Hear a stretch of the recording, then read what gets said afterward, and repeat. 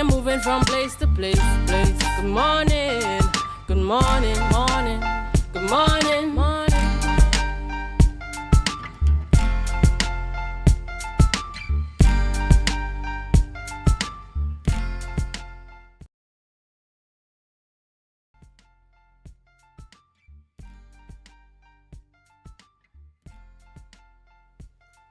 Good morning, and welcome to the morning show here on Tobago Updates Television. It is Friday, the last working day of the week, and it's the 16th day of May 2025, and we're coming to you live from the Port Mall here in Scarborough, Tobago.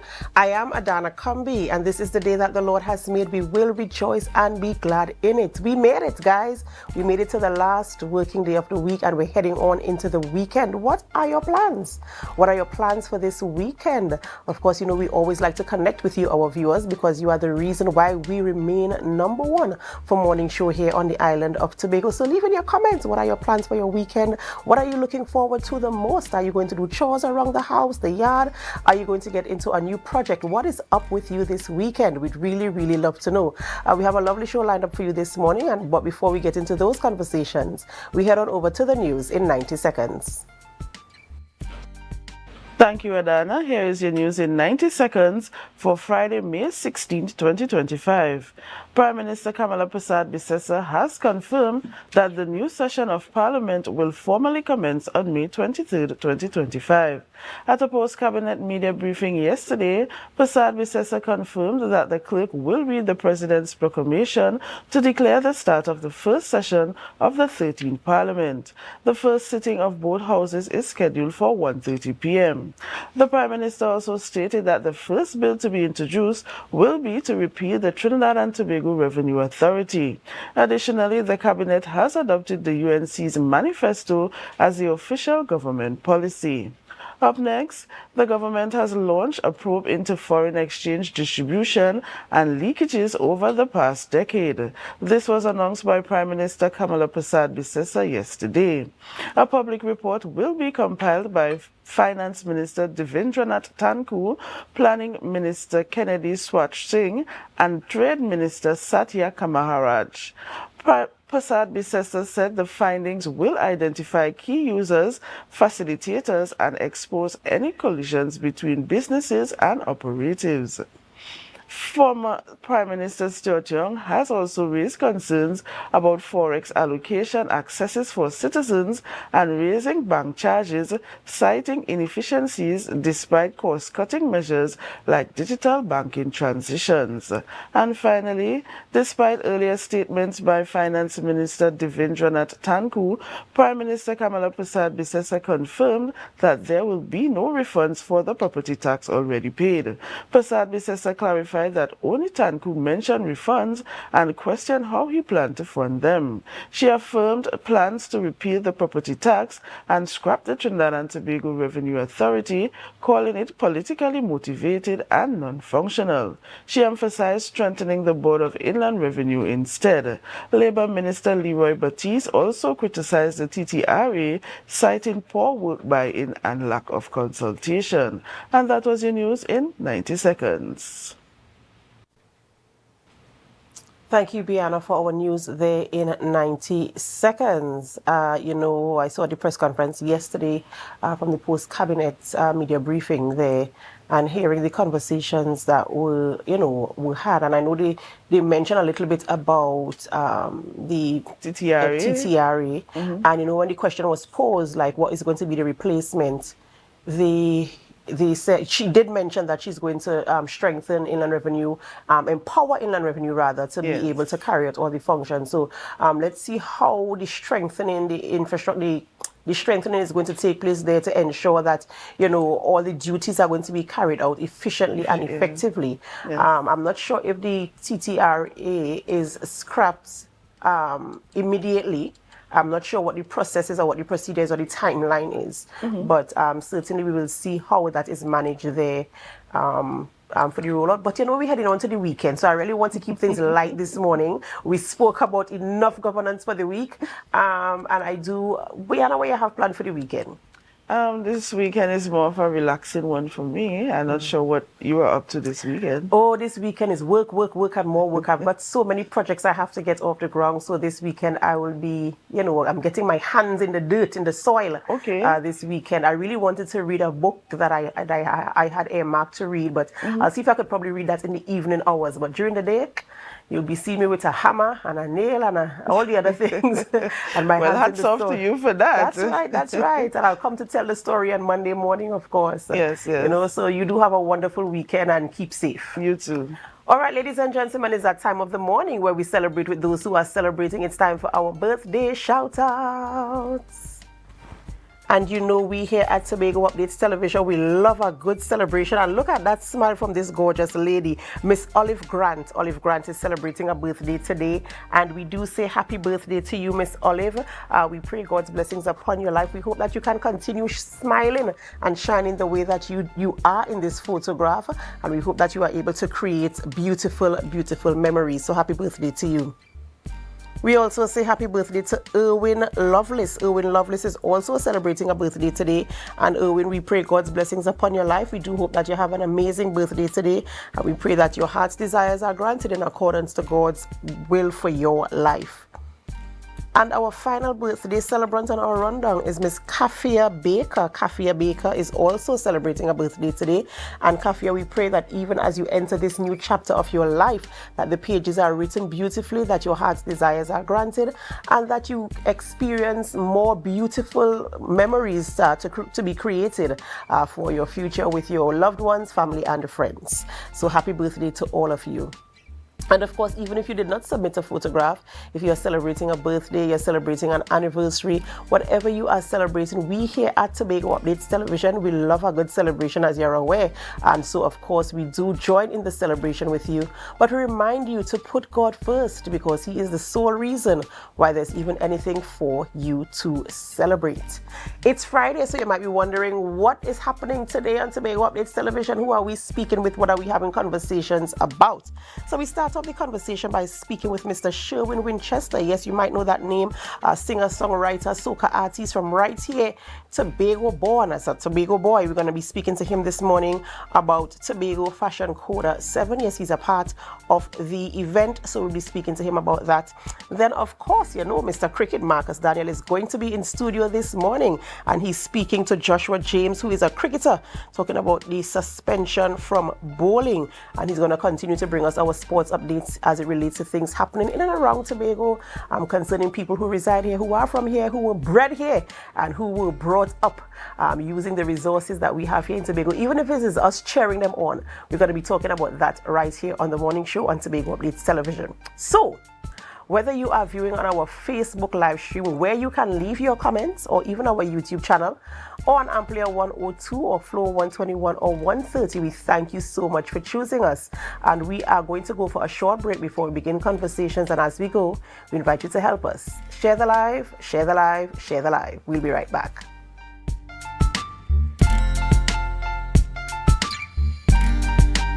So guys, there are some new developments in housing in Tobago. So it's goat racing time.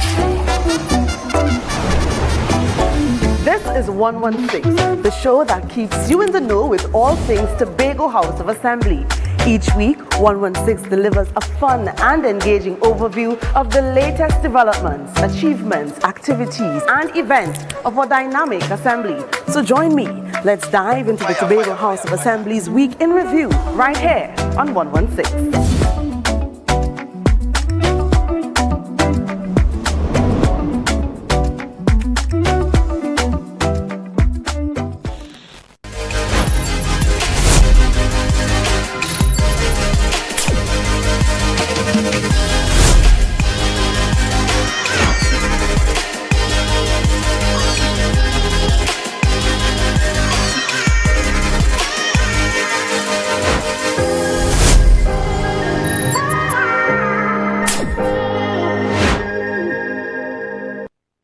Courts is well known as the Caribbean's largest retailer, providing consumers for generations with the very best products to enhance their homes. This year, we bring our expertise to businesses. Quartz Business Solutions will serve small, medium, and large companies with the very best products at the most competitive prices, backed by warranties and after-sales support. Hoteliers, office managers, restaurants, and so many more. Quartz Business Solutions, a brand of the Unicomer Group.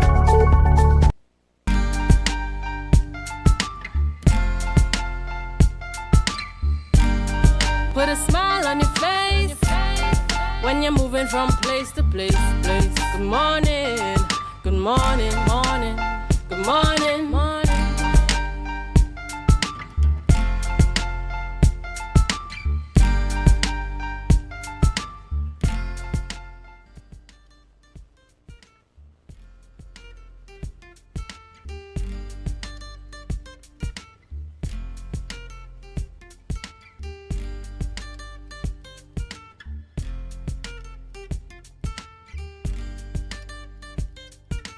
Welcome back. Welcome back to the morning show here on Tobago Updates Television, and thank you so much for staying with us. We begin conversations this morning by speaking with Mr. Sherwin Winchester. You might know him, and if you don't, well, you need to find out who he is. He's a son of the soil, and he's a singer-songwriter and a soca artist from right here on the island of Tobago, making his name, internationally, and of course, putting Tobago on the map. And this morning, we're going to be talking about Tobago Fashion Coda 7. Good morning and welcome. Good morning. All right, a pleasure having you. Good morning. That's right. Fine. Son of the soil. A pleasure having you here on our program this morning, and I see you are already on the go. Of course, we are very proud of all that you have been able to accomplish in your career and in your life. And of course, we here at Tobago Updates Television, we love to celebrate greatness, so we celebrate with our own. So many congratulations to you there. Let me just put that out there for you. Thank you. Right. What's the weather like home? It's sunny? It is sunny so far for the morning, but we've been having a few intermittent showers in between. But for the morning so far, it's beautiful and sunny. Great. As my dad would always say, Tobago is paradise. So let me say our blessings to home, everyone. Just for all protocol being observed in safety, I'm using a hands-free, so I'm not having a phone in my hand. So Tobago Fashion Coda 7, we are ready. I'm really proud of the team putting on this event. I'm really proud of what they're doing for Tobago, having all the designers coming up. I mean, in our plight and drive with tourism, all that we've said that we want the island to do, this is one of the main attributes I like about this. We are bringing persons to a fashion show on an island that is second to none.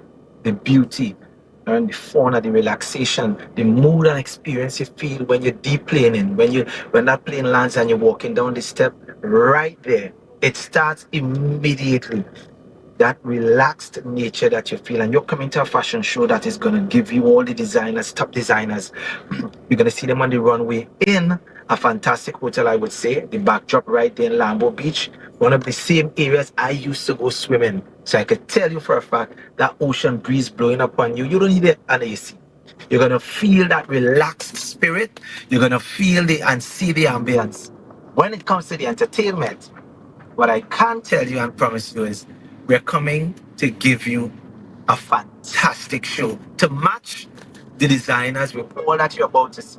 We're not talking about one band, There's Trevini as well coming to put on a great show, but you're having two bands, Trevini and yours truly, Sherwin Winchester, and my band, you. And I'm coming home to put on a performance that would mirror the event itself. So come out, get your tickets early, support on the island, and get ready to get on real crazy, because you're going to see the beauty and then you're going to feel the experience of what it gives you through the music, through the entertainment. Sure, when you gave a really, really beautiful introduction there in terms of the experience one can hope for when they come to Tobago. How did you get involved in an event like this, Tobago Fashion Coda? How did you, link up with the producer, and how did you decide that, yes, this is something you do want to be a part of? We worked together some years gone, and I liked what I saw, honestly. It was interesting because it would have been one of the first, yes, that was the first fashion show that I did. And then after that, I ended in Dubai doing another one. But what I loved about dance, how he puts on his show is that there's a class in it. It's not just somebody walk down the runway and they turn around and say, oh, nice beauty, look at the cut, look how it fits on the person. There's a story. There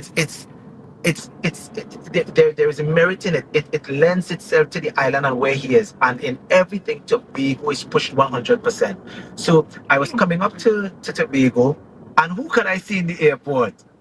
Right there, busy as always on his phone, talking away, getting things ready. And we started talking from there. And he said, Sherwin, I need you to be on the show. And there was a postponement of the date. And everything, God is the boss, everything worked out the way it was supposed to. So this time I could have made it. Call the band members together. Yo, guys, we're doing so by so. Everybody jacked up and ready to go. And we're excited. Performing all over the world, thankful to God, is a real nice experience. But it's nothing like performing for your home. There's a pride that you feel, there's a pressure that you feel as well, because you want to give the best to them. And I embrace that. You know, Tobago has given me so much. Tobago has given me so much. And you can never repay that. So in any way that I could support and put on a show for them, I will give my all, always. So guys, get your tickets. Get your tickets for the Fashion Coda 7. Do not be on the outside. You're coming to relax in ambience, ocean breeze. You're home on the soil. Persons flying in for the event. Show them our hospitality. We're talking tourism now. We're going and show it. And then the entertainment segment comes, and watch me. The level goes like this. Because we have to test the clothes, you know. The clothes ain't coming out. If it's not coming out just look good, we would have to get the test. And that is the test. So you guys get ready. And you know, sure, when you were talking about the fact that the fashion show is like it tells a story, right? It kind of unfolds the story of Tobago. In terms of you preparing to be a part of the show, how do you tell your story inside of that story to ensure that you also represent Tobago in that type of way that you're so connected to? Because I know you also mentioned that it's a pleasure to come home, but it's also a pressure. So how do you integrate that into your performance? Well, I could tell you with the fashion code, the first thing is you better have yourself looking good. You can't come up there. You can't come up there looking halfway. No.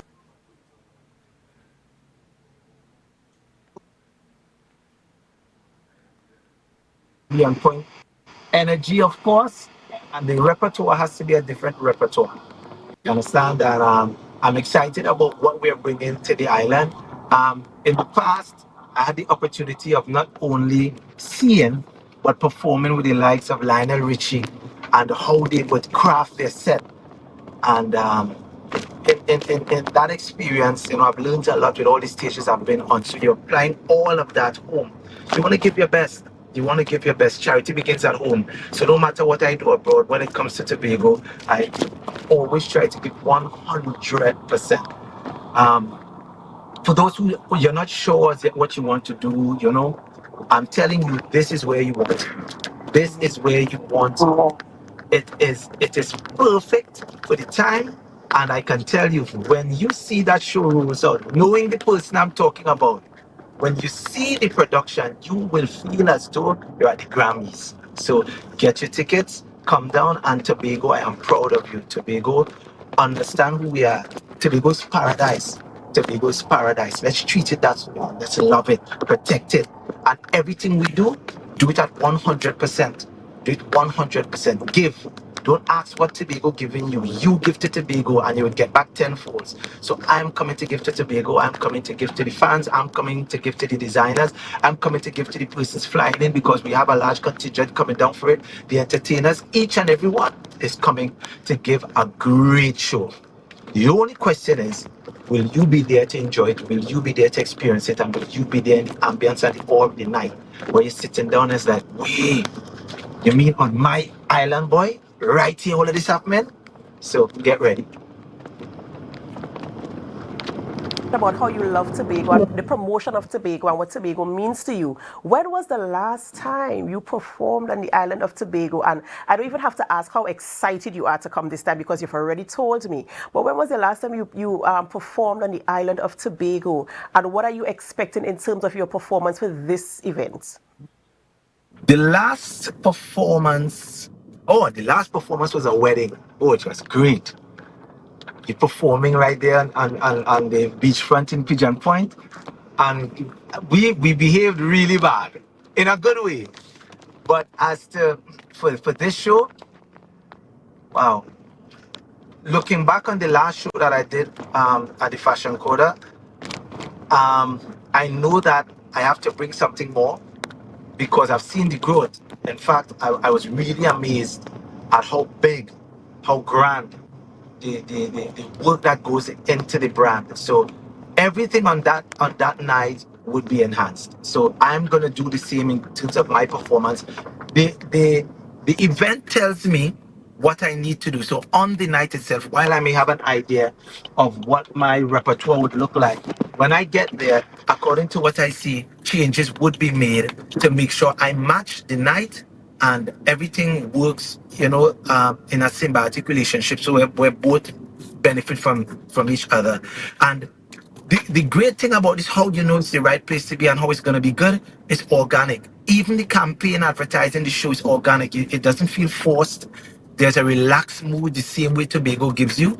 And the way I am excited, what I'm going to do, I really can't wait for Tobago to experience it. I really can't wait for you all to experience what we're coming with. And I can tell you all the other acts feel the same way, because between ourselves, we always have this professional competition, and which is a healthy one, in the performance. Showing you, see what I do this here. Let me see what you're going to do this time. So it just gives you the fan base a better show.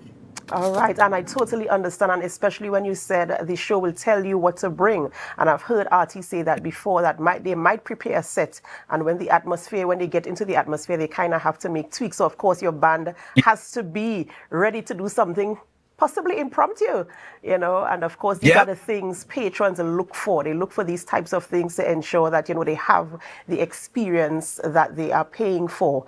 And I can tell Sherwin that you're ready to bring it. I can tell that you are excited, and we do look forward to spending time with you at Tobago Fashion Coda 7.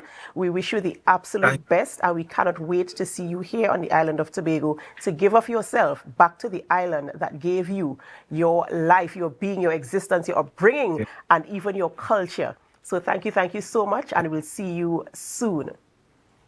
Let me just say this before I go to you, the host to the channel. Thank you for what you guys doing. Sometimes you may not get the appreciation. It's not set enough or loud enough. No one knows the hours that you all put in to get things prepared. No one knows behind the team in the back there doing all the edits. The reporters going out to get the images. Sometimes what you all doing with your own personal life, what you're facing, and what you all bringing to the screen, supporting and promoting Tobago. You all are needed, because no one would get this story unless there's someone there to tell it. I guess the saying is, if the tree falls in the forest and no one is there to hear it or see it, did it really fall? You are doing that. So thank you tremendously for what you're doing for the island. Thank you guys tremendously to the entire management. Everyone, please pass that on from your show interest. I really, really love what you're doing for Tobago. Love you guys. God bless. Thank you so much, Mr. Winchester, and do have a wonderful, amazing weekend, and we look forward to seeing you on the 31st of May at Tobago Fashion Coda 7. Ladies and gentlemen, we've been speaking with Mr. Sherwin Winchester, yes, and he will be part of the celebration there at Tobago Fashion Coda, that event taking place on the 31st of May at the Magdalena Grand Beach and Golf Resort. So if you don't have your tickets yet, now is the time to get your tickets.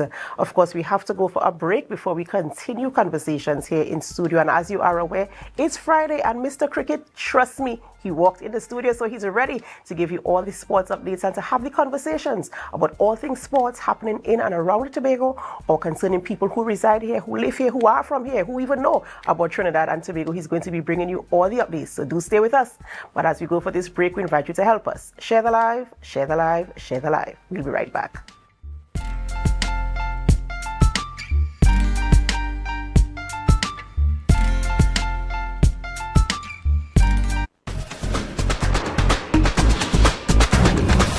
With Flow Business's new smart solutions, powered by super fast, reliable broadband, you'll feel like there are more versions of you working for you. From website design, development, and digital marketing to promote your business, 24/7 business class support to cloud solutions, security, and more. Multiply your growth today.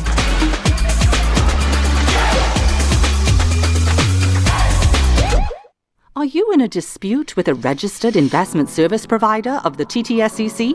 Or maybe you're the victim of an investment scam? You can lodge a complaint or submit an anonymous tip to the Trinidad and Tobago Securities and Exchange Commission. Download our Investor Protection app or go to ttsec.org.tt to access our complaint form or submit an anonymous tip. Write a clear summary of your complaint. Submit copies of supporting documents along with the originals for verification. Provide a copy of the feedback received from the entity regarding your complaint. All investor complaints or scam reports submitted by the public are acknowledged and reviewed by the TTSEC. Investigations are pursued based on the outcome of the review. Trinidad and Tobago Securities and Exchange Commission, protecting the interests of investors and the public. You invest, we protect. Everyone benefits. Want to get better? Where to start? What kind of exercise to do? What to eat? How to get restful sleep? Need a doctor to search for root cause? Look no further. Come to Majuba Hill Lifestyle Center Foundation at our Wellness Center in Goodwood, or Food Hub in Darrow Springs, Scarborough, or Doctor's Office in Goodwood and Darrow Spring. Contact 49 Swift 4979 438.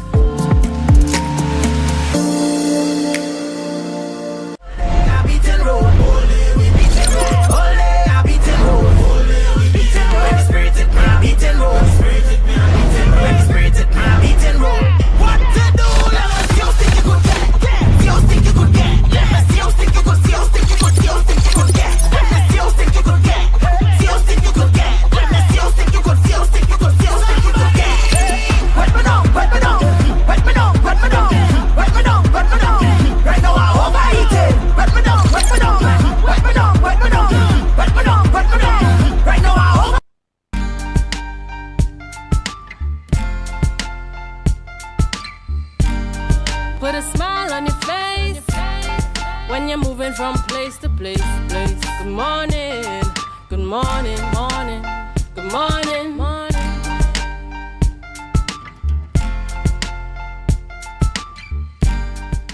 Welcome back to the morning show here on Tobago Updates Television. And no, I am not Mr. Cricket. And I know I told you he'll be here right after the break, but he is in studio with me this morning. And it is my pleasure and my honor. It's the first time I think I'm having conversation on set with you, Marcus. Good morning, good morning. Good morning to you. Must be a great morning, Adana. That's right. Toot your own horn. Yes, it's a great morning. It's a great morning, Marcus. Yes. I must say good morning also to viewers of Tobago Updates Television. And of course, it's sporting morning. And I'm happy to have you on set, as we discuss a little sports before we get into some interviews I have this morning. We're going to be chatting with Jason Goodin out of the Rainbow Cup. Some not so good news from the Rainbow Cup after 20 years of being hosted in Tobago. And then I'm hoping to get Joshua James on the line as well. Joshua James, our pride and joy when it comes to cricket, representing Trinidad and Tobago. So I'm hoping to chat with those two guys this morning. But you know, Marcus, I want to ask you this, right? Because ever since I've known you, you've been a sport enthusiast. Yes. Well, cricket primarily, but of course, sports, a lover of sports. How did you fall in love with sports? And interestingly, right, I was having this conversation earlier this week about, in fact, I was talking to a student who was about to select his subjects for CXC, and he wants to get into sport management. And he asked that question, how did I get involved in sports? And it took me way back to primary school days in Scarborough SDA. My love for cricket started from watching Brian Lara play for West Indies. Right. And then our I think it was my second year teacher had us in a classroom cheering Brian Lara on to break the record. The first time he broke the record of 365, and everyone wanted to be like Brian Lara. And from since primary school to all now, I've admired Brian Charles Lara, both on and off the field. And I grew a love for sport from since trying to be Brian Lara at primary school. And then obviously cricket, that's my first love, and I still play today, recreationally, not professionally, from since back then to now. I grew that passion, and I try my very best to get others to follow the same pathway. It keeps you healthy and keeps you young. Many times I reveal my age, people don't believe me, and that's because of me being physically active in sport. if you go and watch sport, you participate in it, you feel Yes. you feel good. Yes. You feel good. Just like exercising as well. And I want to share in that too, because I'm not a sport enthusiast, but I do appreciate sports. Yes. And as you rightfully said, especially when you take in a live, Yeah. like when you go to a stadium. Yes. I'm not much of that, but Yeah. I've been to a couple, and I'm telling you, Yeah. the exuberance, the spirit, the togetherness. And I recall the first time I went to a live cricket match. CPL, I can't remember Yeah. exactly, but it was a couple of years ago, and it was in Trinidad. best experience And ever. I'm telling you, I've never ever been to one before in my life. Yeah. And I got there and I did not know anybody. When I'm telling you I didn't know anybody, it was me and a friend of mine. Yeah. We went together and we didn't know anybody there. And as soon as we walked into the arena, they was like, hey, come up here, look, Yeah, we man. cooler here, we Say cooler a here. few drinks. You understand? Yeah, And yeah. I was like, we looked at each other and was like, what? No, it's a community. You know, it really is a community there in Yeah, Truro. because like just our colleague Biana, she asked about the CPL last year, and obviously I got her a couple tickets ago, and then I just came in the studio and she said, Marcus, when is CPL again? So she's excited to go to CPL again. I mean, Right. as outside of that love and rivalry on the field of play, you know, the entertainment of it. Yes. I mean, even though you don't know what's going on, it is excited to be in that atmosphere, and that's what it brings to me. Cricket, I have often mentioned that it's the best sport in the world to me. That's And we have so many different formats now that is drawing a lot of spectators to the game now, and it's happening at night time and all these different things. So you know, it's an opportunity still there to be a part of sport. Yes, that's right. You know, viewers, Marcus is very, very excited about sports, as you are aware, and he'll be bringing you all the sports update later on. Well, not later on, immediately in the show. But before he starts with all that bubbly sporting activities and all that's happening sports-wise, we have the photo of the day. The photo of the day was sent in by photographer extraordinaire, Mr. Judan Jofield. Do you know where this photo was taken? Right here on the island of Tobago. I want to see how many of you all are real Tobagonians. So you have to guess the photo of the day. Before we end the show, of course, we will reveal to you where the photo was taken, but it was sent in by Judan Jofield, one of our very own. Yes, in case you're looking for somebody to take your photographs, I'm just putting that plug there. It's right here on the island of Tobago. Right? So Marcus, you know, Yeah. this is you now. You know, this is you now. I had my opportunity. I chat with you on set, and I'm handing over to you with all things sports. Yes, of course. Let me say thank you so much, Adana, for being here this morning. And of course, yes, let's jump into it one time. In fact, we're riding into sport this morning because our first discussion is going to be with Jason Goodin, event coordinator of the Tobago Rainbow Cup. I said Tobago Rainbow Cup, International Cup, it's a triathlon event, and it's been happening here in Tobago for over 20 years, but recently we have been told, or in fact we saw in the media, some not so good news. So we invited Mr. Gooding to come and share with us what's really happening with the Rainbow Cup. So let me say good morning to you, Mr. Jason Gooding. Hi, good morning, Marcus, and everyone, all the viewers. Fantastic. You hear me clearly, right? I am, yes. Fantastic. Jason, in the build-up to, of course, inviting you on set this morning, I spoke about the Rainbow Cup happening in Tobago come the 7th of June. But even before I actually saw the date for the start of the event, I saw some disturbing news. I call it disturbing news. Given the fact that Tobagoans have welcomed the Rainbow Cup over 20 years, but I'm seeing that it's going to be the last year. Let's get into that discussion. It's looking very possible that it will be the last year. It was a decision that we kind of made up that we were going to have, that this was going to be the last year last year. But I did get convinced that this year we should try it again, just because of the lack of funding. It's for anyone that has been to the Rainbow Cup Tobago down at Turtle Beach, you would come down there and it's a spectacular sight when it comes to sports in Trinidad and Tobago.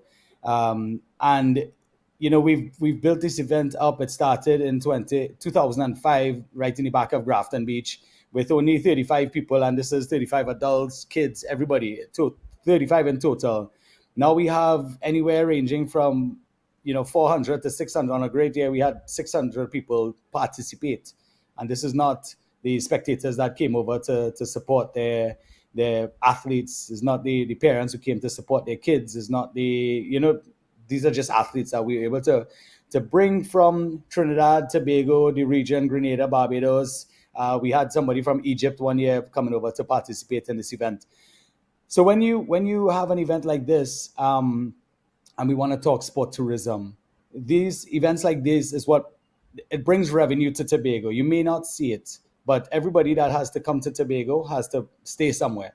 Everybody that comes has to buy food, has to get transport around. They want to go on tours. Just from the race point of view, the people that we rent tents from, the lifeguards, the guy that organizes our boats and to put the markers out in the water, kayak rentals, everything. Everybody has an opportunity to make money. We even have food vendors who come down on the site and sell food for the participants and spectators for the day.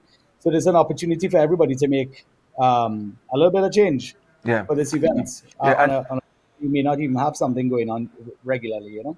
Yeah, and Jason, I mean, just for probably those who may be asking, because you mentioned that funding, lack of funding, may be one of the main reasons for not, or considering not having it in Tobago again.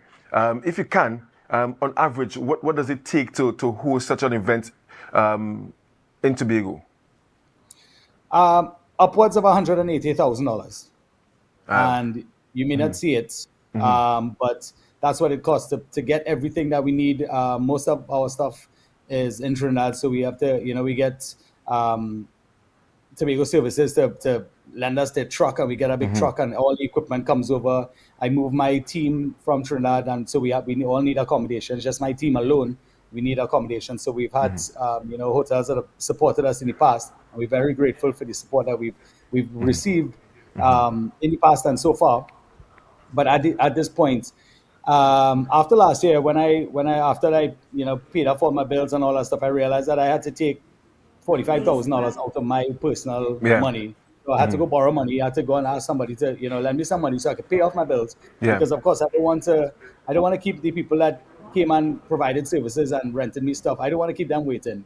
So it made me think, I am going through all of this effort for everybody else to come and have the opportunity to make money, for all the athletes to come and have fun. Everybody comes and has a blast because it's a well-run event. And then at the end of the day, it costs me money. I did it for a few years because the legacy of the event, what this means to Tobago, it's far beyond what you would think. And it was something that my dad and I started 20 years ago, and to give up on that, I really tried to keep it going.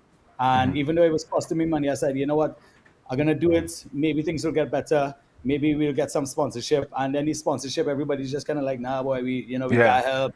We're cutting back. And so after a while of everything cutting back and people can't help, and and then you're watching Carnival and you're watching all this bacchanal and money clearly being spent.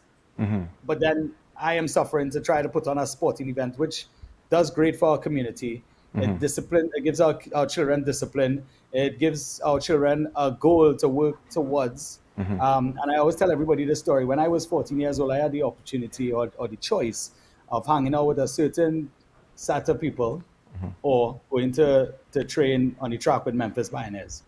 And that's the path I chose. I went to Memphis Pioneers. Then I got invited to a youth triathlon. Then, I went and did that. I came 6th overall in the youth in my age group. And then I fell in love with the sport from then. And then went on to become national champion and maintained that for 9 years.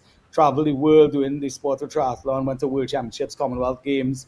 Now I'm a technical official and an international technical official level 2. There were only 3 levels. So I've been to Commonwealth Games as a technical official, World Championships, and the last big thing that I went to was the Olympic Games as a technical official. And all of this stemmed because I made that one choice to go to the running track instead of hanging out with guys who were smoking and drinking and up to no good. And best decision I ever made. So I mean, all of this is history, is legacy, and it's something I want to pass on. I want to give other people that opportunity, that through sport you could have a totally different life. And the people that get scholarships and all that stuff will know that the opportunities that sport allowed. Whereas you go to a fete and what you're doing, you're driving home drunk most times. Next day you're going to work hungover. How is this benefiting? I mean, don't get me wrong. I like to go to a party every once in a while and have a good time. But if this is where the focus is from the corporate sector of Trinidad and Tobago. This is what we focus on rather than focusing on sport. And when we have young leaders growing up like that, these people are the ones that are going to get the university education, get the better paying jobs, and they are the ones that are going to be able to offer value to Trinidad and Tobago. So Yeah. I would say, I mean, it's not rocket science to figure out that this is where we should put our focus on. And Jason, I mean, between now and next year, let's say you come and you get a platinum sponsor. I mean, that can salvage, the legacy of this event here in Tobago.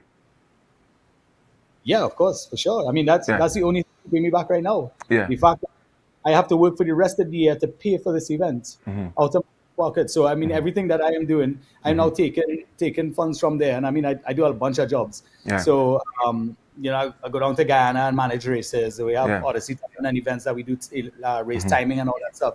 So I'm taking money from all of those other things to be able to pay for one event, which it shouldn't be like that, especially when they have the powers that be that have budgets for these things. We have government entities that have budgets for these things, and sometimes they feel like they think it's their own personal money and they don't want to.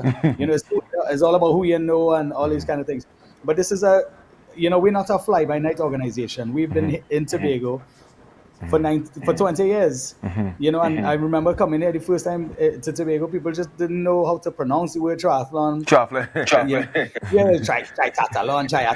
all kinds of words, And then I realized over the years, people started knowing the name of the appreciate sport. it. People started, when they see me, anytime they see, I could go to Tobago on holidays. Yeah, household name now. Household name. And I'm like, no, it's in June. I just over here because Right. I would have come for the Tobago Cycling Classic, or I would have come for something else,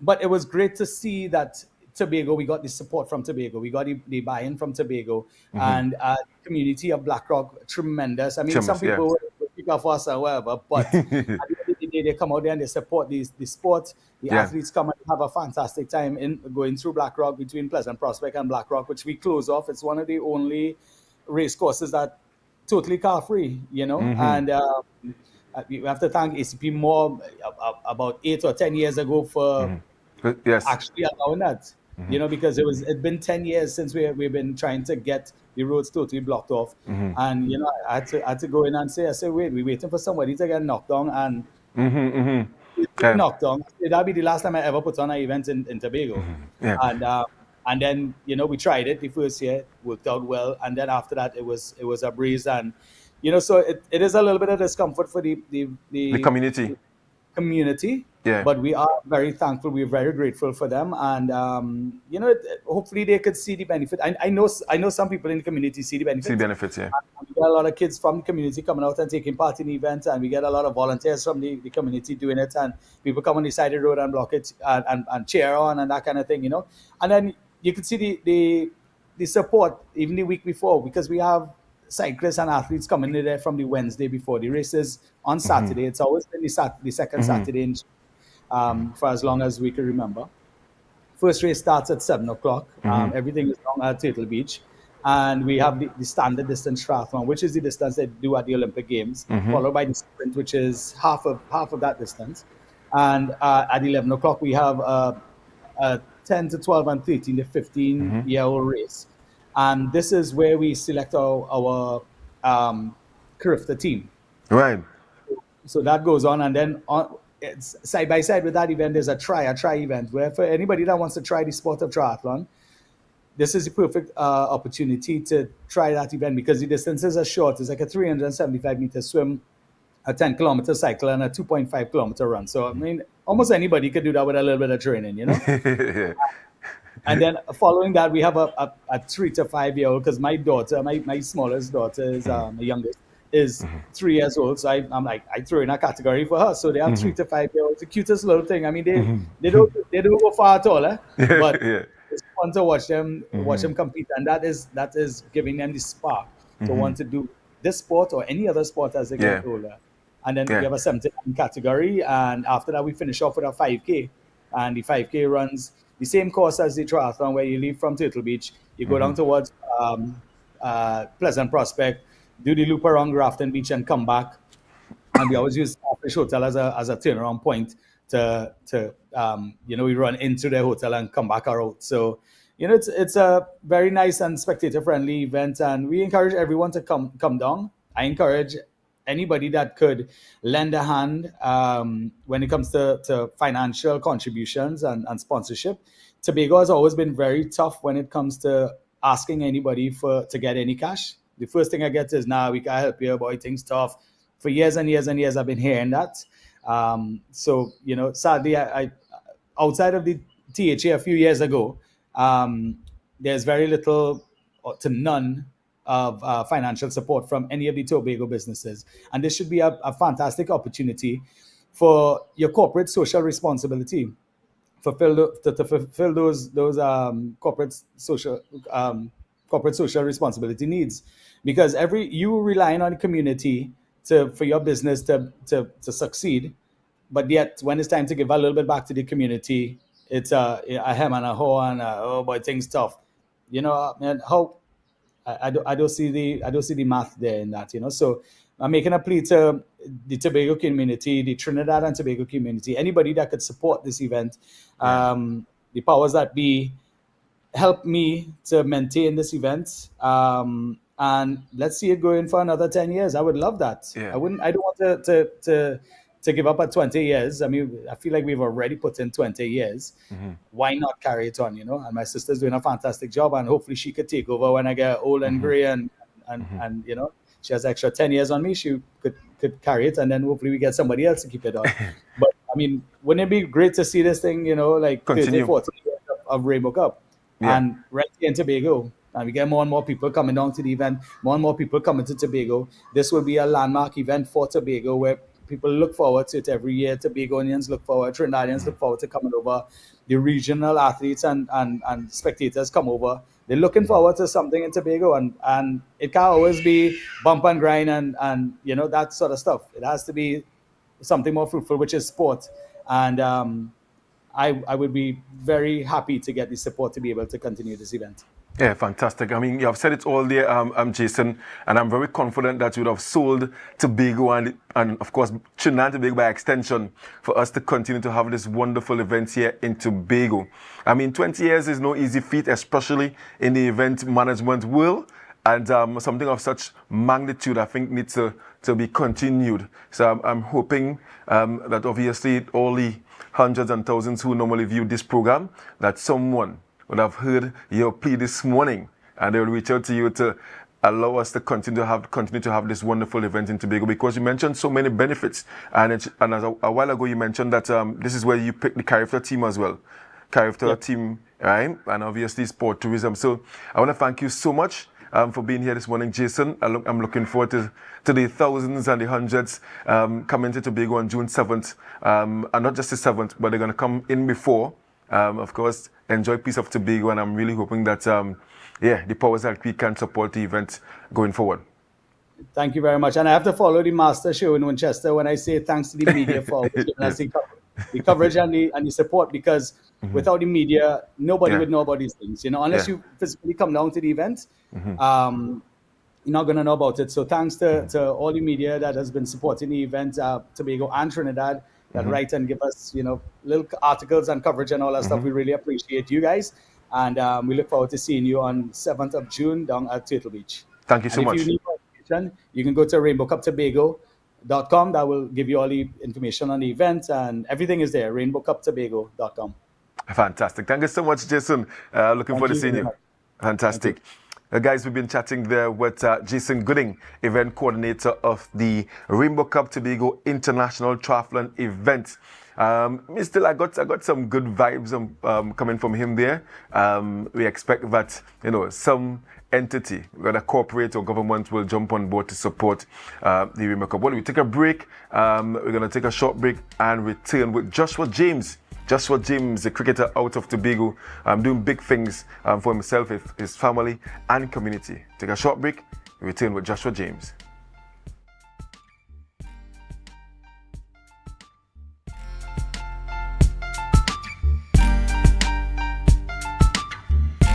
Do you think you know Premier League or Champions League football? What about international cricket or the IPL and CPL? How about NBA basketball? Well, now you can put your skills to work to earn some extra cash by betting on the games with TT Bet Arena. Simply go to our website, choose a sport you want to bet on, find the games, and place your bets. And with your computer or mobile device, you can bet from anywhere. Just go to ttbetarena.com, sign up for a free account, make a deposit, and start betting. It's that simple. You can even qualify for our $2,000 sign-up bonus. We also have horse racing, plus live casino games where you can bet using TT dollars. And check our new Tobago location at 7B Milford Road, Crown Point. For more info, call or WhatsApp 494-0634. TT Bet Arena, the #1 sports betting company in Trinidad and Tobago. MI4 Security Services Company is the most advanced security service in Tobago. Ask about our cash in transit service. It's safe, risk-free, reliable, and timely. We provide safe banking delivery for all business types and sizes with highly trained staff, 24/7 monitoring, coordinated emergency response, and a well-maintained fleet of armored vehicles. Contact us at 660-7723 or visit our website at www.mi4securitytt.com to sign up today.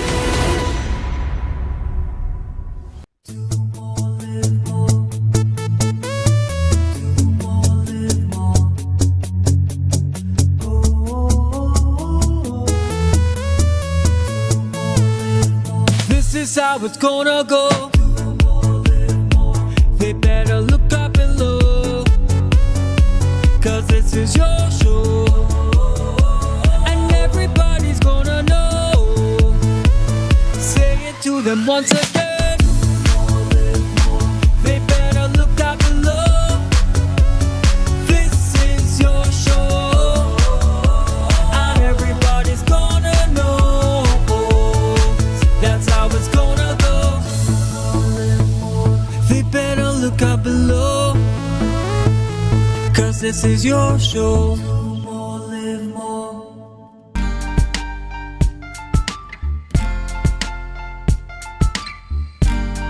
Put a smile on your face when you're moving from place to place. Good morning, good morning, morning, good morning, morning.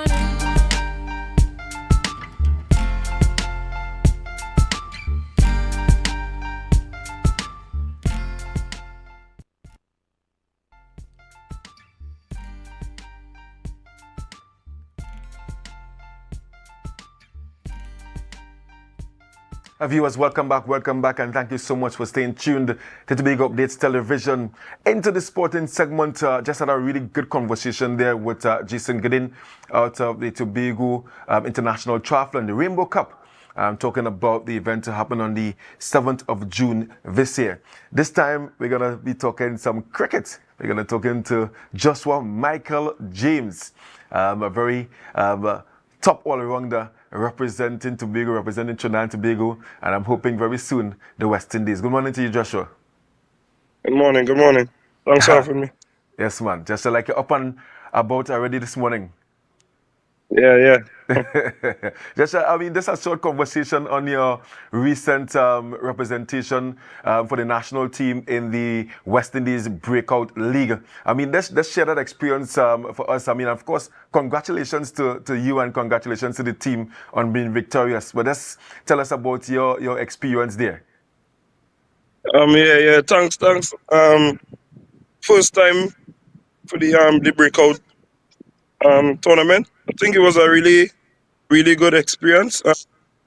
Really good being a part of the tournament and playing with the Trinidad and Tobago. You know, you always want to play with your home team. Really good bunch of guys, staff, an amazing coach. I think it was really good. Everybody was on the same page. Everybody had pretty much the same goal. And I think everybody put their best foot forward, and we came out with the result that we wanted. Yeah, and what do you think was the key to Trinidad and Tobago's success? Because I mean, if I check back, you guys were only defeated once. I mean, what would have contributed? What you feel would have contributed to the success of the team?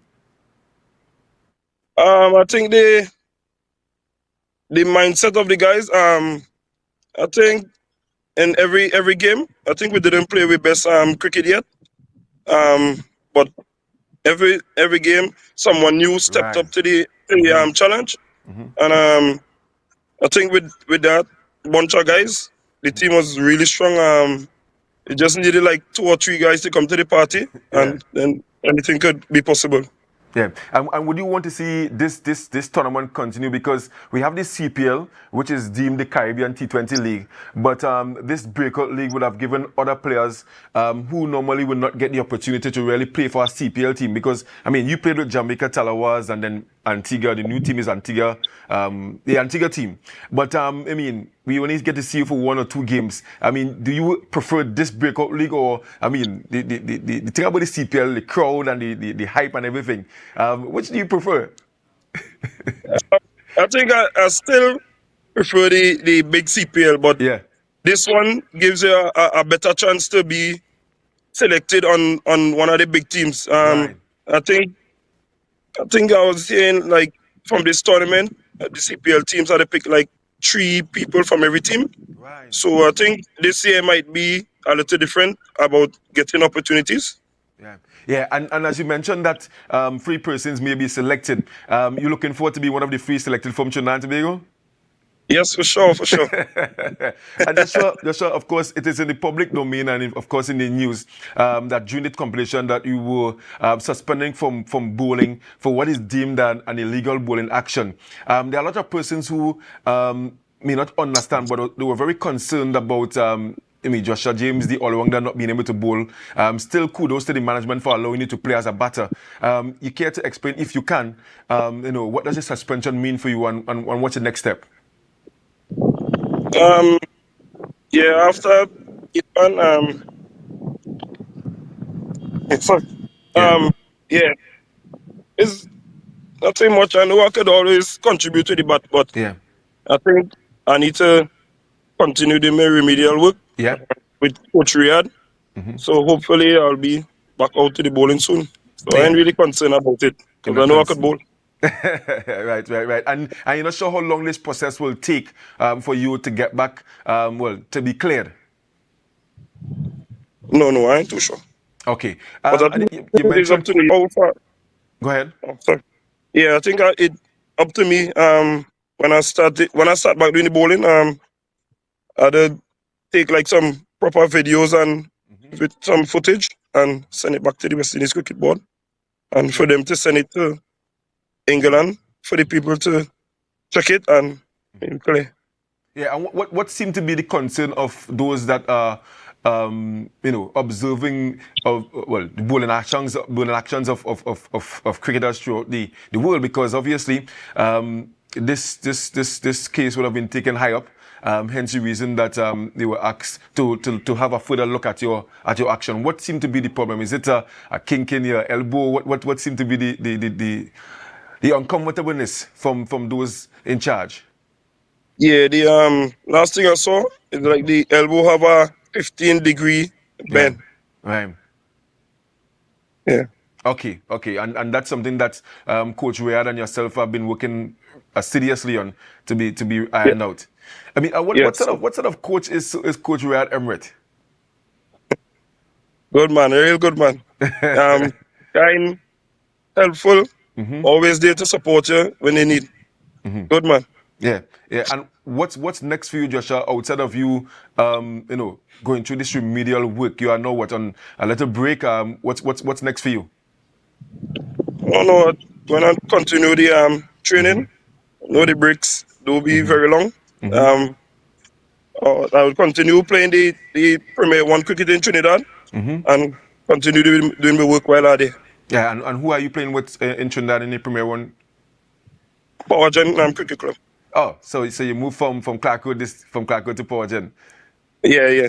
That's fantastic. Because I know that we have some tours coming up. West Indies 18 going to be involved. I mean, any aspirations of being selected there, or what's your long-term goal? And of course, I have to congratulate you as well for also being selected for your first senior team, playing with the 4-day team, of course, this year, and now with the breakout team. I mean, is there any pressure on Joshua James being the lone Tobagonian in the mix? Yeah, I think it's the real pressure. The whole of Tobago behind me, my family. I want to do them proud.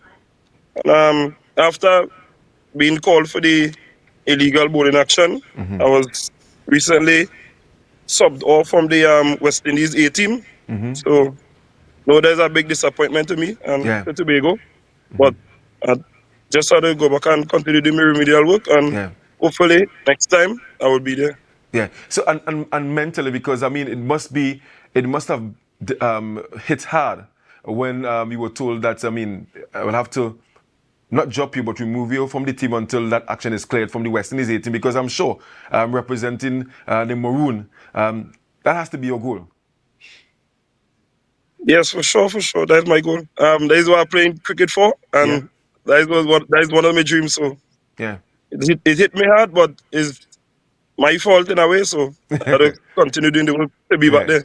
Yeah, fantastic. I'm loving the positivity there, because, as you said, Coach Red Emirates, very experienced, also represented West Indies and would have had a number of years in the red, white and black. And I'm sure that he is right by your side. And I'm happy that you also mentioned family. And I'm for a fact that obviously the Tobago Cricket Association and other members, they are there supporting you. I'm also happy to hear that you are still going out there and play in Trinidad as well with Power Gen, a decent club. I mean, how many matches remaining in the season for Power Gen? I think in the 2 days tournament, it have like 2 more games, and then it had the 50 overs to start right after. It have about 8 games still to go. Yeah, fantastic. Joshua, I want to thank you so much for being here this morning. And obviously, I really hope that you can get over this difficult period in your career as an all-rounder. I must say, all of Tobago enjoyed watching at you, especially hitting all those big sixes and stuff. And we are looking forward to seeing much more from you coming up later on this year in the CPL.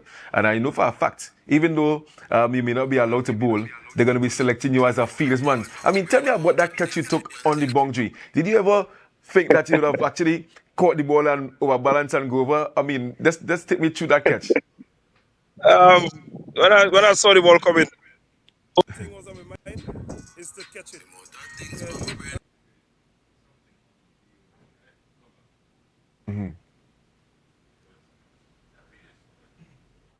We have probably lost Joshua there. Yeah, we have lost Joshua. We have lost Joshua there. But yeah, of course, always good talking to our fellow cricketer. And Joshua James, very, very much impressed with Joshua and all of Tobago.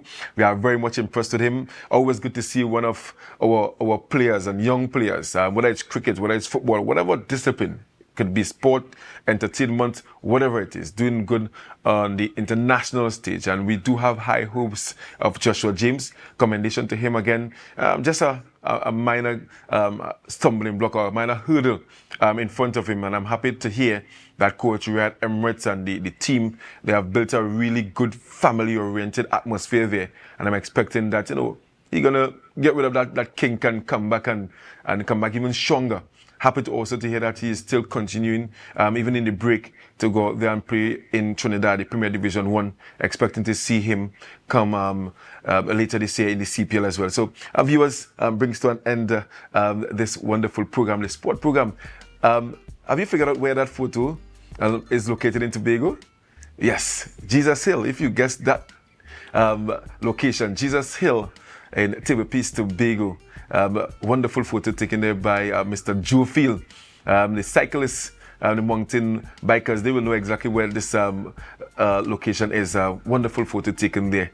Thank you so much, Mr. Joe Field, for your contribution there. Viewers, thank you so much for being tuned to this sporting segment. Friday, 16th May 2025. All right, I'm going to hand you guys over to Good Morning Tobago.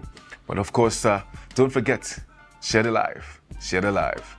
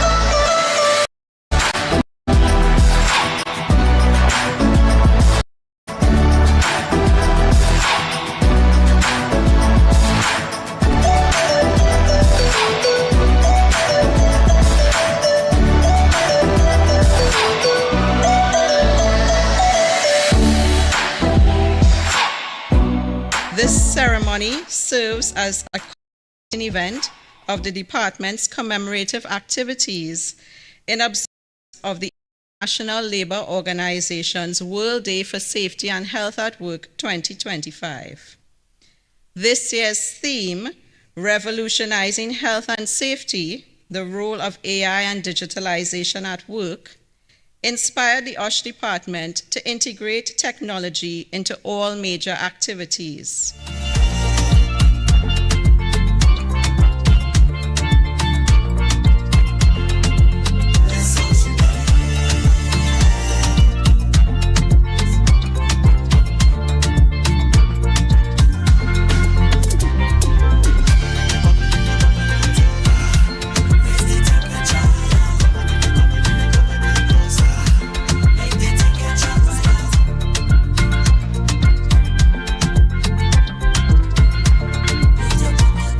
I think it's a fantastic idea. I think safety could be overlooked. And as I did in my research, I noticed that it costs billions actually. And the loss of life is in the millions. Just because people are not mindful of some of the simple things. You know, and to have it highlighted in this way is really beneficial. The fact that persons are now more aware of it, and we see that there is a widening of information. So more persons are now informed about occupational safety and health, and as a result of such, they're actually helping to implement these things in the workplace, and by such, they are now able to put it out there. When I first was invited to join the safety committee, I understand that safety is part of everything that we do, so it was an easy fit. Safety is part of me. It's not like I went out there looking just to look for an award. I was actually surprised when I was awarded. It was just me doing my work, understanding that safety is over everything. This is the second year in a row I've won Employee of the Year, and honestly, it caught me by surprise, right? Yes, I work hard. I'm very, dedicated to my job. Probably a little too much. But it feels good that I'm actually recognized for making a change within my division.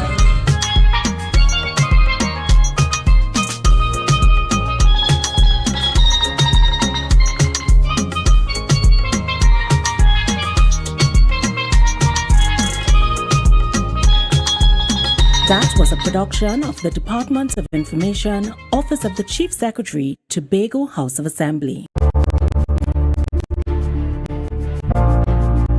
You're viewing Tobago Updates Television, your exclusive gateway to Tobago, broadcasting the beauty of this island paradise to the world.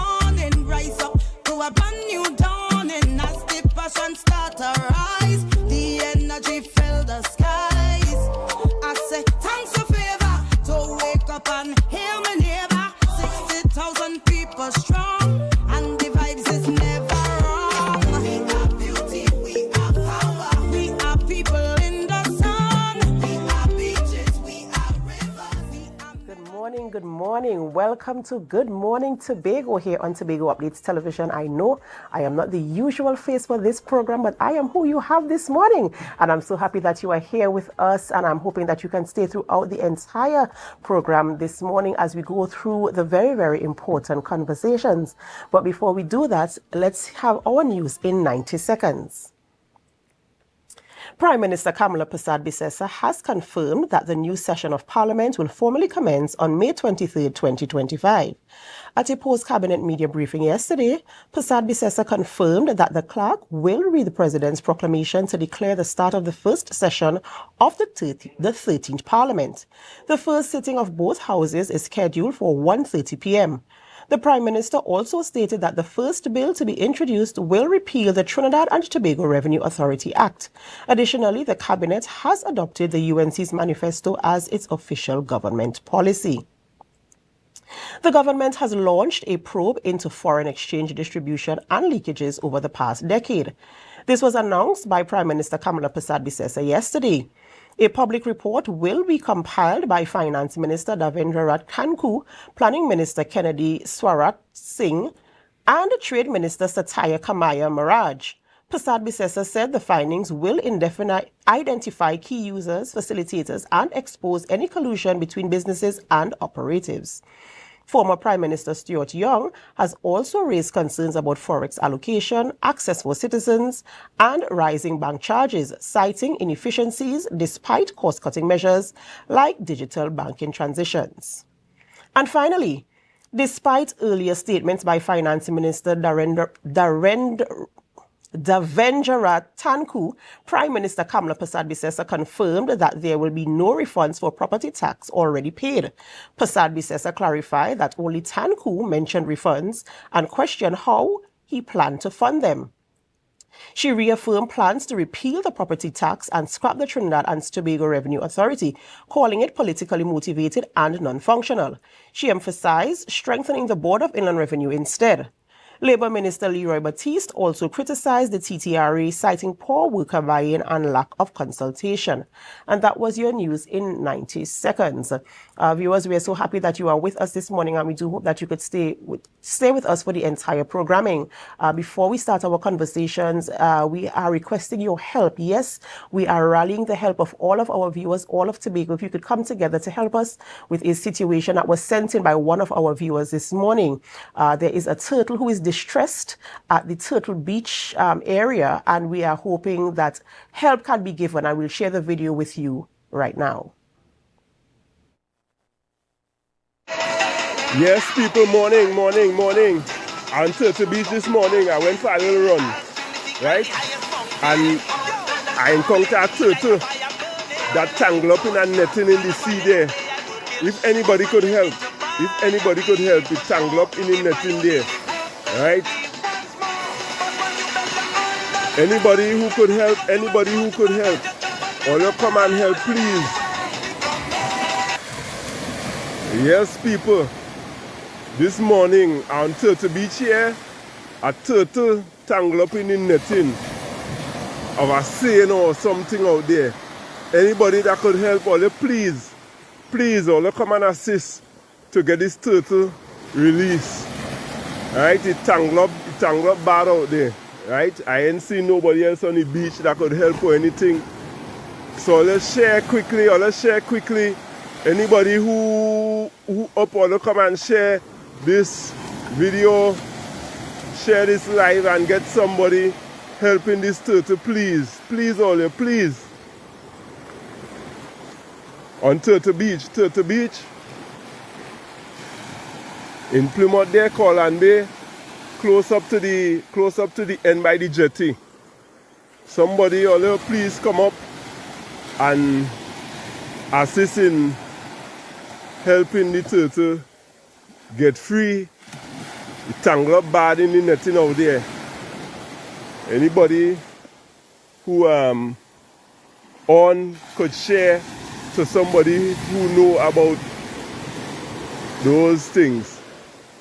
Please, anybody who is up, or let's share the live on Turtle Beach, close up by the jetty side up there. A turtle tangled up in the netting out there real bad. Right? You could see it just going wrong and wrong and wrong.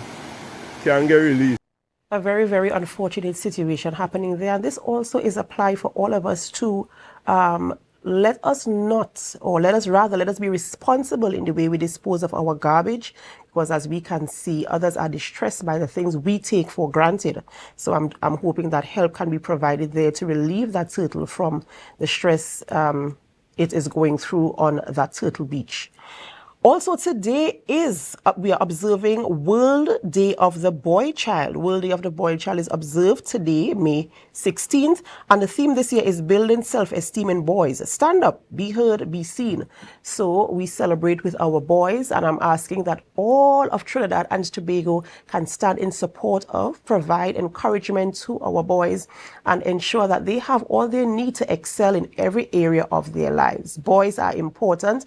They are the ones who grow up to be men in our society, and we know that men hold a very, very important role, a very, very important pillar in our society, and so we need to start encouraging them from even now. Let us not take them for granted. In studio this morning, we're going to have conversations with Mr. Max James, former Labour Secretary of the MBA HR Management. We're talking about the Assembly versus the Industrial Court. As you are aware, there's a situation that we have to deal with, and so we're going to have that conversation this morning, and we do hope you could stay with us. Later on in the program, we speak with Mr. Don Grant. He is the executive producer of Tobago Fashion Coda, and of course we're going to be talking about that as well. We have to go for a short break, but as soon as we come back, we will begin conversations. So do stay with us. Do you think you know Premier League or Champions League football?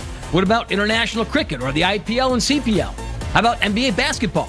Well, now you can put your skills to work to earn some extra cash by betting on the games with TT Bet Arena. Simply go to our website, choose a sport you want to bet on, find the games and place your bets. And with your computer or mobile device, you can bet from anywhere.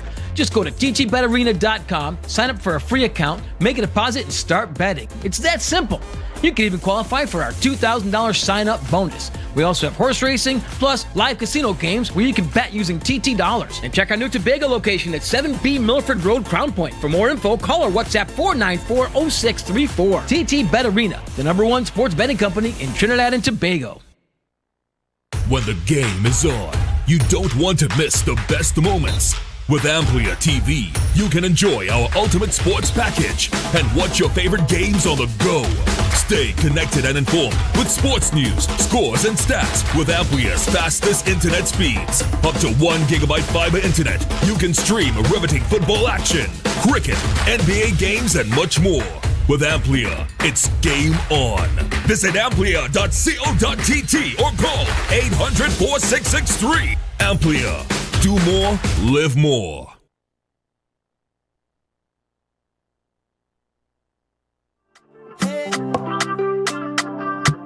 Tobago updates. Good morning, Tobago.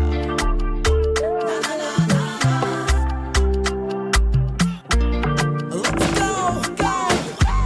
It's a brand new morning. Rise up to a brand new dawning as the passion starts. Welcome back to Good Morning Tobago, and thank you so much for staying with us. We begin conversations this morning by speaking with Mr. Max James, former Labour Secretary, and we're talking about this situation, as you are aware, that's in the public space. It's been in the media, in the news, and of course we all have our own opinions. But we're going to have the conversation this morning as it relates to the Tobago House of Assembly now facing the Industrial Court and being told that they have to pay $3 million to 13 employees whose contracts were terminated. Good morning, Mr. James, and welcome. Good morning to you, Ms. Comby. Right, a pleasure having you in studio this morning. Now, it's no secret. The information is out there, and this has happened. We know that 13 employees were sent home. We want to get the details in terms of, because I want to go through the entire process. I don't just want to start at the fact that the THA has to pay $3 million, right? I want to go through the process in terms of how the contracts were terminated, how the unit was scrapped, whatever happened there in that arrangement that caused 13 employees to be out of a job and leading to where we are now. So let's go through the phases. How did we get here? Well, okay, let me see if I can detail the history of the matter. So when the TPP administration under Mr. Augustine came into office, I think sometime in 2021, am I correct?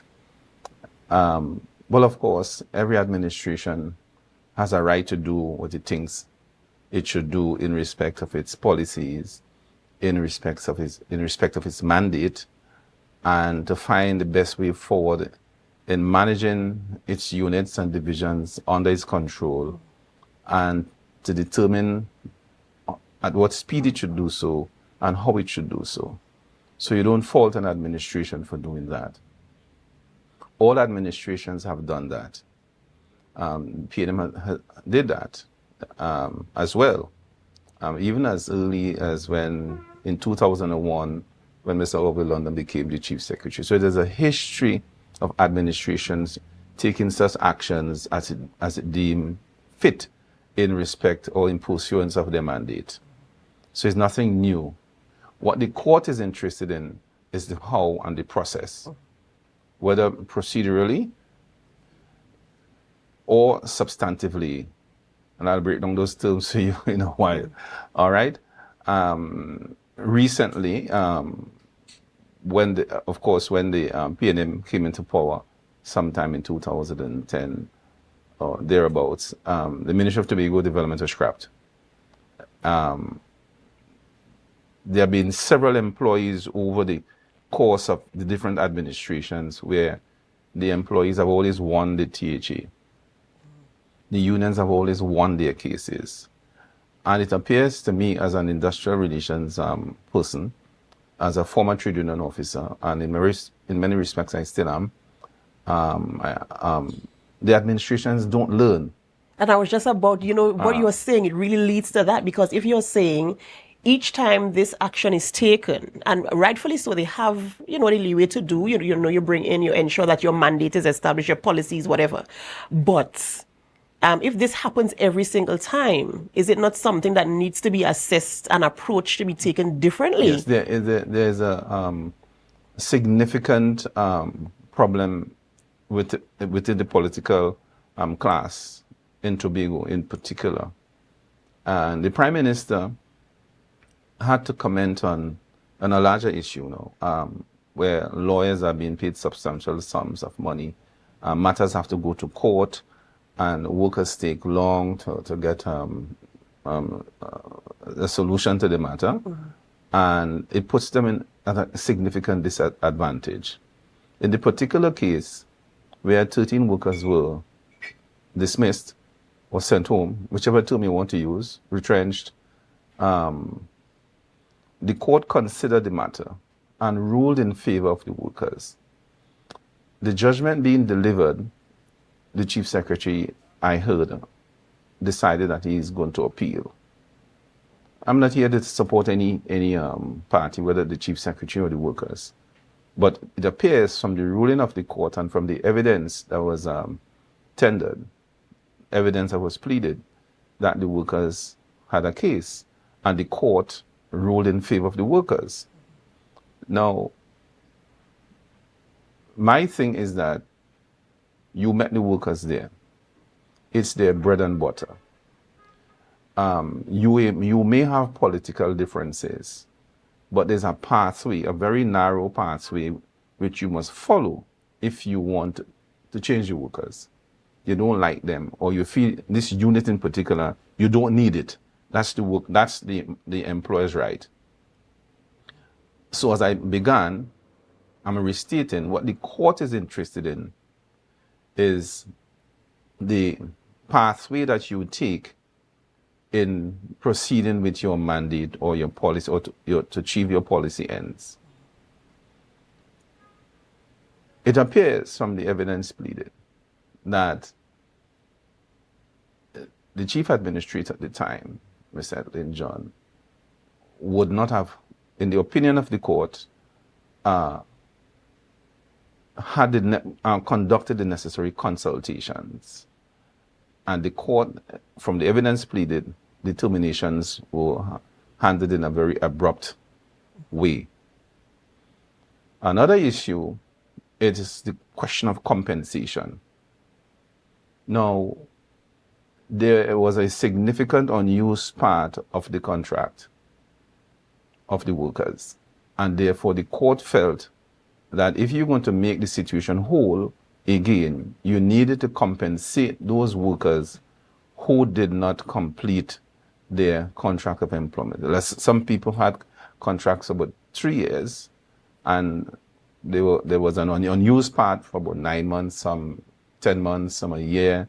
There were different periods where the contracts were not completed.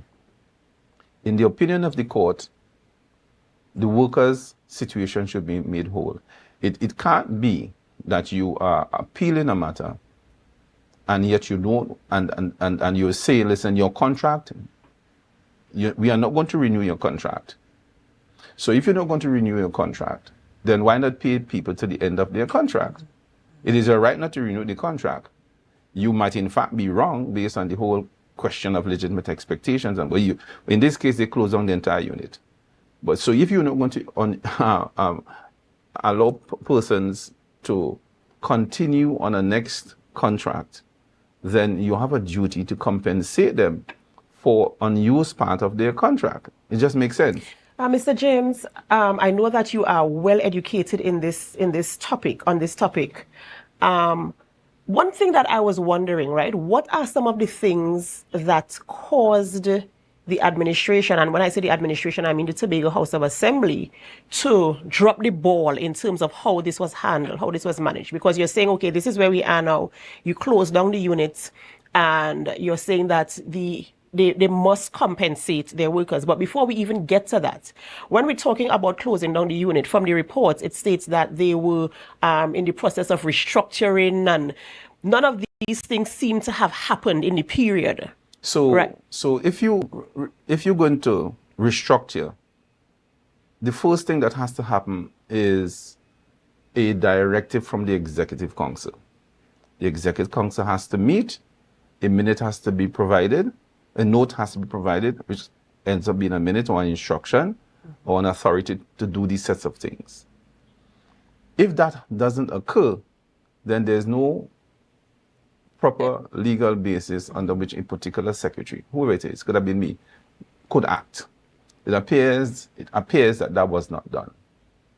Then before you could retrench, there are certain steps that must be taken. So you had to get a minute. It's not stated in the law, but that is the authority because you're in the public service, right? So you have to get a minute. Then you have to give notice. If there's a union, you have to notify the union, 45 days notice. Then you have to enter into consultations with the union / workers. If there's no trade union in place, then all the workers have to be consulted. Then you have to look at alternatives to separation. The court is a court of common sense, a court of social justice. The court looks at those things because the court will consider persons who have been working for so long. They would have entered into loan agreements, there have been financial commitments here and there. And for you, after so long, these people have been in employment for about more than 10 years in some cases. All right? And then it would appear to the court that something is wrong. Now, if you were saying you had consultations, where are those minutes? If you're saying that you are restructuring, where's the organizational chart? All right? There must be some evidence. There was no evidence in respect of those steps. Nobody was notified properly. You call them in, you have a little conversation, they issued a letter, they sent home. And that is egregious. And the court is saying, listen, no, that can't happen. But the court did not order reinstatement. It would not, only on very special circumstances, might order reinstatement. So the court took a very narrow pathway, that is to say, we won't order reinstatement, but you must compensate. So the question arises, on what grounds are you really going to appeal? I was just about to ask, the grounds to appeal it here. We will come to that. And but there are certain social and socio-political considerations. These are people. The question of the political affiliation and allegiances and so forth would arise. And the court is saying, no, you can't do that. And time after time after time, all the administrations are making that same mistake. The PNM made that mistake for about 16 years, or maybe 20 years.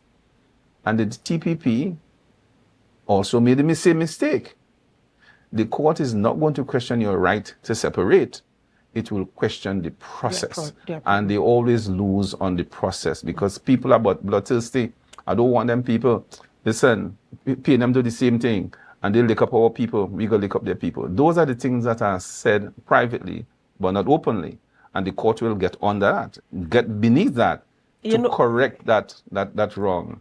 And the ILO convention says, listen, workers have to be protected in spite of their political affiliation. And I want to talk about the politics of the thing, right? And I know there's something called political science, of which I have no background. I'm not a professional. I'm not an expert.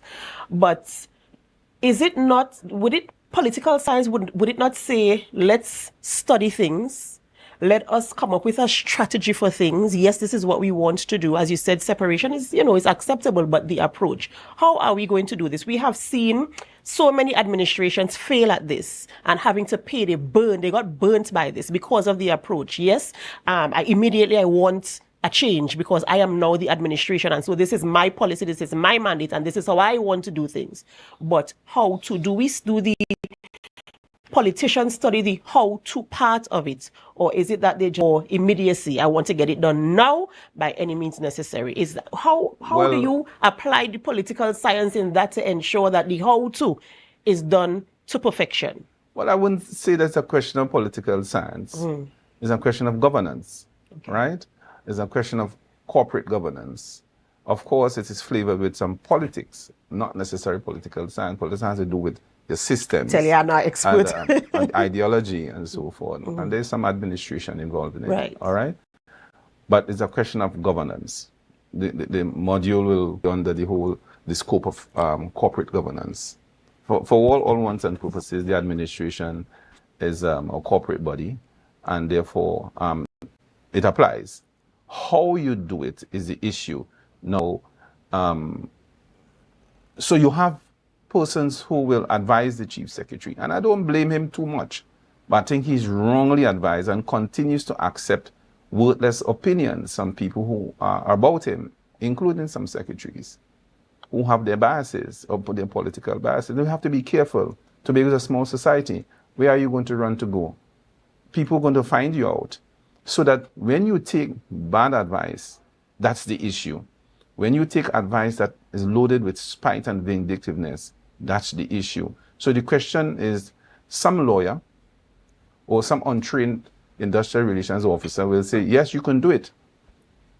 And they cook up a story, not understanding the whole question of human resource management in the context of industrial relations. It's a whole separate issue and body of information and so on that you must bring together to determine the best way forward. You have to be well schooled in industrial relations. When should I do it? How should is the industrial act been followed? Is the collective agreement, for if that one exists, is it been followed? So when you take advice from lawyers who only want money in their pocket, you will get that kind of advice. And then people are afraid to tell the chief secretary, no, sir, don't do that. Because one of the important things for the court in terms of the pathway towards separation, were there alternatives? Could these people have been placed elsewhere?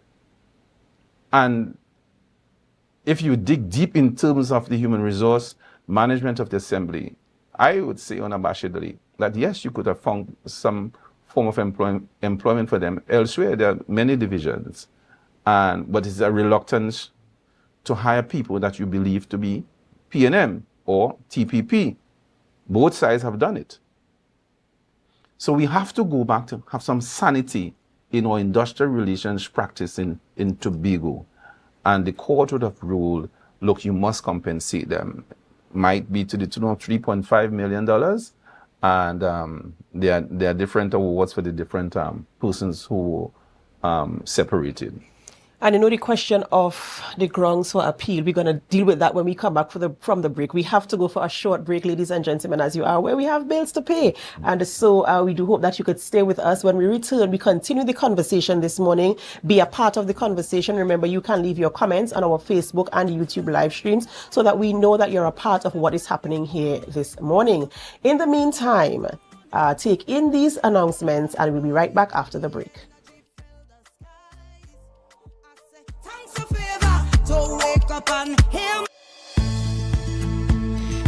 TNTech is pleased to advise that its Roxborough Service Center has reopened.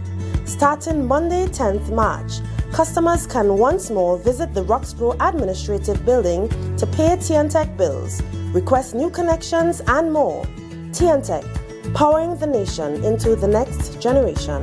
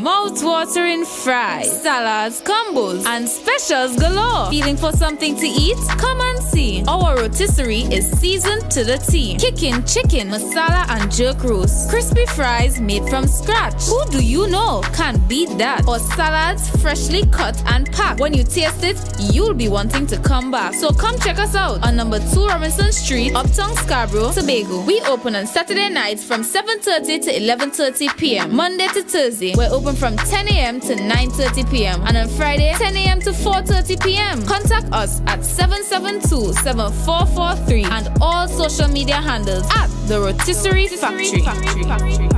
MI4 Security Services Company is the most advanced security service in Tobago. Ask about our cash and transit service. It's safe, risk-free, reliable, and timely. We provide safe banking delivery for all business types and sizes with highly trained staff, 24/7 monitoring, coordinated emergency response, and a well-maintained fleet of armored vehicles. Contact us at 660-7723 or visit our website at www.mi4securitytt.com to sign up today.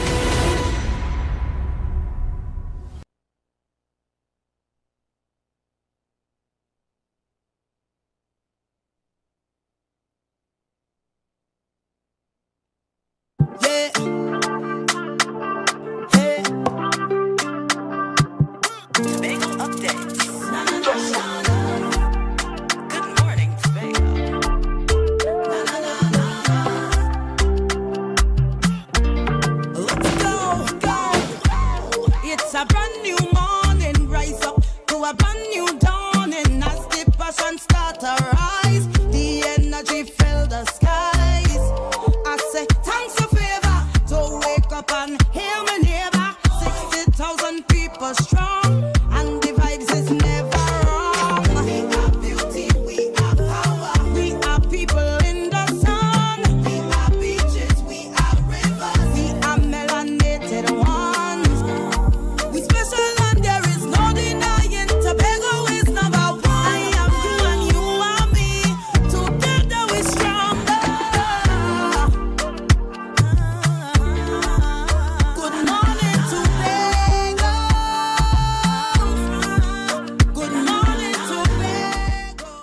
Welcome back to GMT, and thank you so much for staying with us. We continue conversations this morning with Mr. Max James. He is a former Labour Secretary of the Tobago House of Assembly and the holder of an MBA in HR Management. As you are aware, we are talking about the situation that the Tobago House of Assembly now faces with having to pay out $3 million to 13 workers whose contracts were terminated before completion. Before we went to the break, we were kind of breaking down where we are, how we got here, and the things that transpired that brought us to this position now. And I know you want to share some information in terms of what the court said, because now we're getting into, does the administration now have grounds for appealing? But before we get there, let's hear what the court is saying. Well, on paragraph 70 of the judgment, it says, in considering appropriate compensation to the workers, the court takes into account their manner of dismissal. All right? Which was sudden and in which they were not provided with the opportunity for consultation or to explore alternative employment. I discussed that before. In circumstances where that were akin to retrenchment, no payment was made for their past service or for loss of office. Further, there was no credible evidence that they were paid for outstanding vacation leave. So the court finds it fair and just to award the workers for their outstanding vacation leave and payment for the remainder of their period of respective contracts. The court also finds it just to order the payment of prorated gratuity for the period served under their respective contracts existing at the time of their employment, at the time the employment was terminated. The court, and this is important, the court finds this payment to the workers or for the time worked, since gratuity is usually paid upon the satisfactory completion of employment. The payment of gratuity is to be based on their basic rate of pay unless their contracts provided for the inclusion of allowances in the computation of the gratuity. So what all this is saying here is that, look, the people had outstanding gratuity, normally paid at the end of their contracts, but there was an unused part of their contracts. The court is saying in terms of their discretion, and you can't out the discretion of the court. You can't appeal the discretion of the court. You can appeal if well, I'll go through the grounds of appeal, if there's overreach or degree to which you do something. So the court will entertain degree and in terms of how the court might have ruled. That's the appeal court will entertain appeal on whether the court exceeded its jurisdiction or the degree to what it entered or did something. So the court is saying here, you have to prorate the gratuity for the time that they worked. Isn't that fair? I mean, the test of things are, if you go down the road and you ask 10 persons, the court or the law says, if you ask 10 persons, that's reasonable. We're not operating as a jury here, but any person, reasonable person will say, but if the person worked for a period of time and you have no fault with their performance, satisfactory performance, that is, if their performance had been satisfactory, you didn't do the performance appraisal or the performance management aspect of the employment, so the court found that not to be so. So what the employer has to do is to pay for it, because you didn't conduct an appraisal. There's no proper performance management system in place, so you have no legs to stand on. No, you could only appeal. You can't appeal on question of fact, because those are facts. And if you did not raise anything during the proceedings as to the jurisdiction of the court, then you can't appeal. So let's go to the... Before you go there, I want to stay on the gratuity part a little bit, right? Because they can argue that, yes, the contract was not completed, and the fact that gratuity is paid upon successful completion. I really want to cover all the bases. I want to ensure that we understand where we are. Is it possible for the appraisal to be done retroactively now that we're in this position? Well, the court has already ruled and made an award. Right. So that is of little consequence. It doesn't arise again. The matter is done. They're separated. So we can't, if they were to perhaps be reemployed, continue from the date that they were dismissed. So there's no air between that. And you may wish to consider that.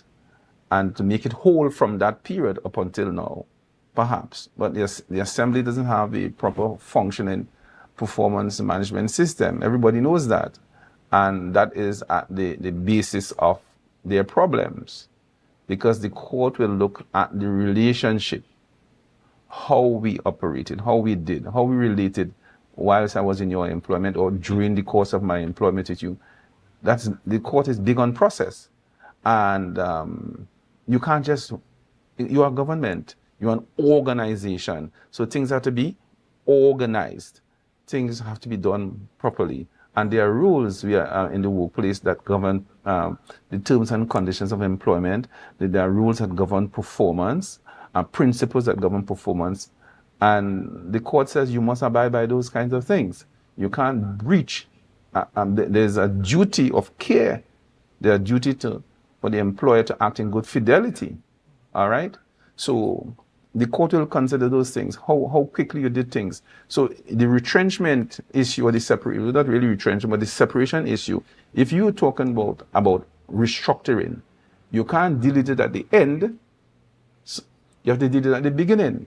And there are no executive council minutes. There's no evidence of a organizational chart. There's no evidence that the workers were consulted in respect of who will go where, if they're going to keep them on, and where can we find alternative employment within the assembly. The court is a court of social justice, primarily. And it must be unjust to send home 13 persons without giving them a right to be heard.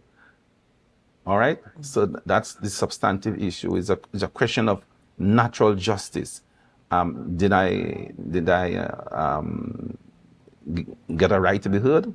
That's the procedural aspect. Was I given 45 days notice? That's the procedural aspect. The substantive issue is a question of fairness. Did the employer act fairly? And the court found them. I know of either one of them, the assembly's case would have been thrown out. So did the assembly act procedurally correct? No. No case for them. Did they act substantively fair? No. No case for them. So what are you going to appeal on? This is what the law says. The law says that, well, you can only appeal on perhaps three very narrow points or areas. On a point of law, whether the judgment was obtained by fraud, or whether the court did not have jurisdiction or exceeded its jurisdiction in the matter. Of course, the judgment wasn't obtained by fraud, so you have to X that out. Did the court exceed or didn't have jurisdiction? They all found to be workers, and the court is established to deal with disputes that involve workers, so its jurisdiction is in place. So the chief secretary can't appeal on that wrong or the other wrong. What are the points of law?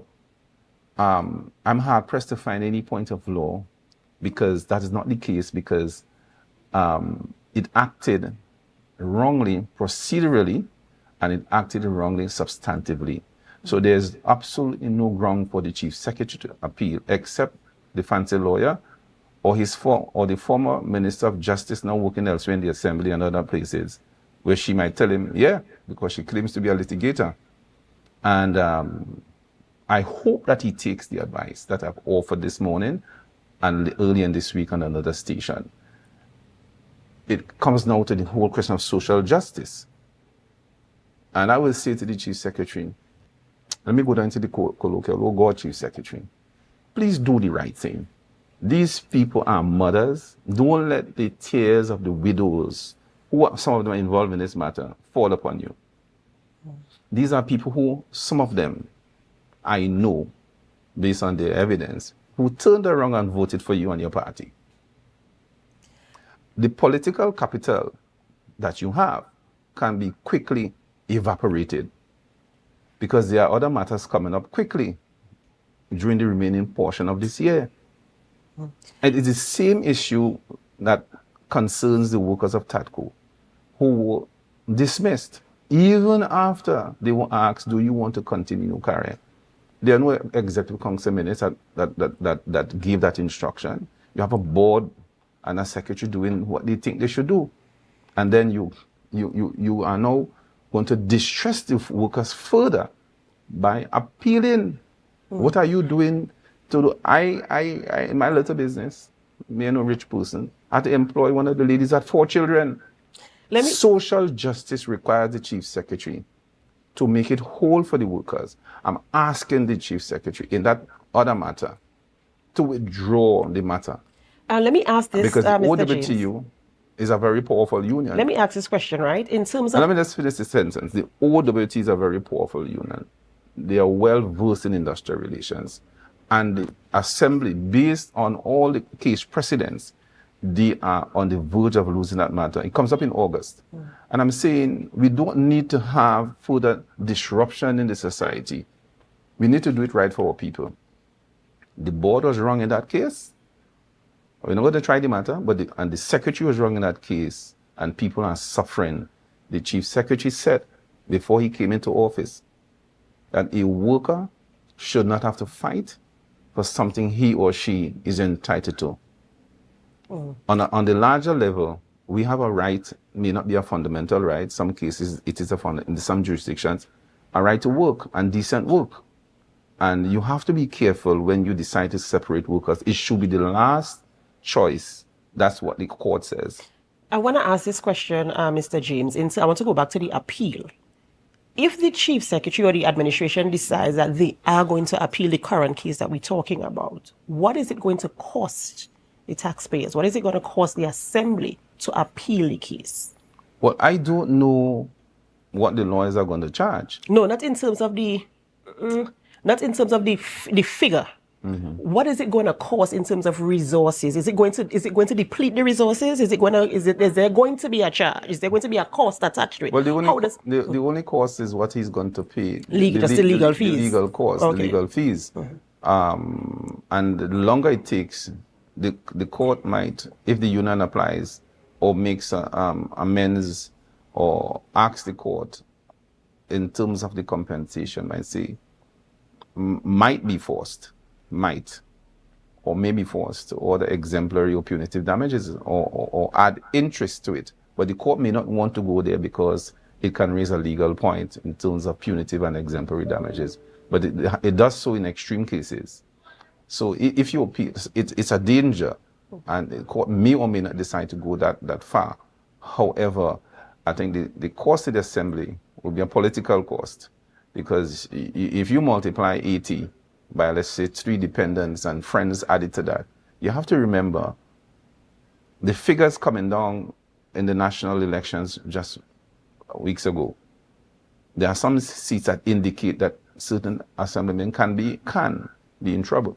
No, there may be things that can happen between now and then that might put them in a better place. We don't know politics. We just don't know. We didn't even realize that the configuration, we thought it might have been a 2-seat or 3-seat majority. It happened to be much more than that, and gave the UNC a 3/5 majority in respect of their ability to pass certain pieces of legislation. So you're not sure. But even if you're not sure, you have a duty to protect, uphold the law and the Constitution.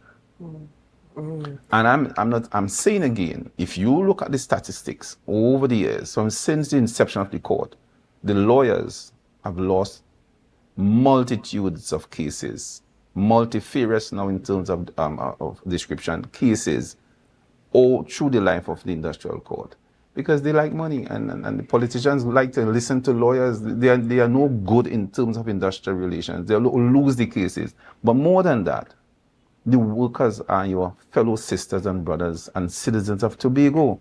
You have a duty to protect their rights. Why are you appealing a court decision that says compensate them to the end of their contract? This is a simple thing. Why are you going to appeal something that will deprive or delay workers the little payment, the little kakadan, so they could live? I mean, you're only taking them back, but they have Tobagonians too. There's no basis for the appeal socially or legally. And it really is a situation that we were hoping we would not be in again. It's something that we see happening time and time again, and we're really hoping that this kind of action can change. But in closing, I mean, we spoke about a lot this morning, and there's a lot more that we can still unpack on this topic. But in closing, what are the key takeaways that you want our viewers to go away with, both the Tobago public and the administration, where this matter is concerned? Well, firstly, you have a right to your political affiliation and must be respected. And you must not be abused because of your political. We have to end that polemic, that fight and quarrel in our Tobago space, as we like to say. And we must respect people because, in spite of their political affiliation. The next takeaway is that please don't delay the payment to the workers. Let us have trained personnel in industrial relations conducting our industrial relations business wherever it has to be have to be conducted. Let us hire proper lawyers who are trained and schooled in industrial relations. The Assembly needs to understand that. Let us not act on spite and vindictiveness and recrimination. It has no place, or to have no place in our society. So I think that we shouldn't appeal for appealing's sake to save face. It might be a face-saving measure of the Chief Secretary. I hope it is not. Let us be humble. Let us act with humility. And the Chief Secretary is a man of God. He needs to say, listen, I was wrong, or I was wrongly advised. I believe he was more wrongly advised, and he took that advice. The lawyers are out there they set like MAPP, as we see, to make $1 here. And then they will give the Chief Secretary bad advice, or give him advice that is close to, it sounds so reasonable that he might fall for it. So he needs all the assemblymen, PNM, TPP, they need, see, industrial relations is not high priority. The Labor Department, I don't know who even is the secretary. You look around, I told Mr. London that when he came to office in 2021. When you lump labor and you lump it low down, people hardly hear it. 2001. 2001, yes, sorry. I beg your pardon. So the idea is that labor must be given the priority and the status and stature that it deserves. It must be a forefront department or division. So you don't put, say, community development, so and so, and then labor. And you hardly have the Labor Department. So we need to function in that way. You will look around the world. Labor is a standalone department or division or ministry throughout the world.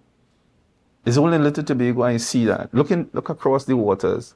You don't hear of and so and so, and then labor.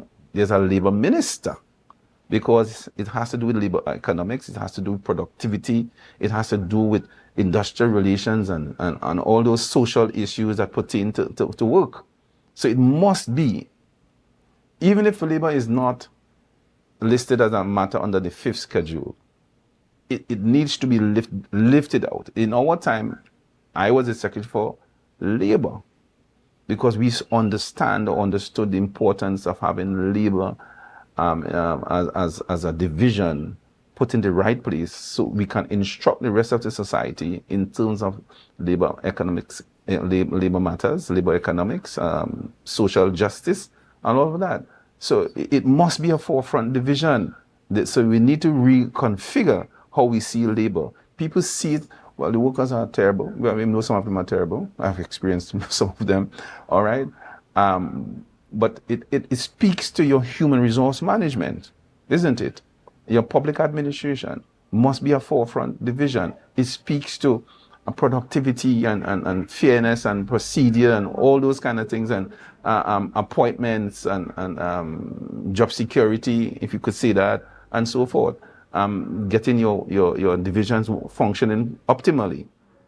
So is yet another opportunity to set it right in terms of the distribution of portfolios and the naming of portfolios in the Tobago House of Assembly. Labor must be a forefront, perhaps standalone division.